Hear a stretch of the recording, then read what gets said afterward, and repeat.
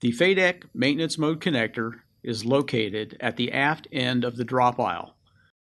To access the connector, simply lift up the carpet. Access to the FADEC maintenance mode connector is required when performing the Model 510 Maintenance Manual Task 28-20-00-710, Firewall Shutoff Valve Operational Check.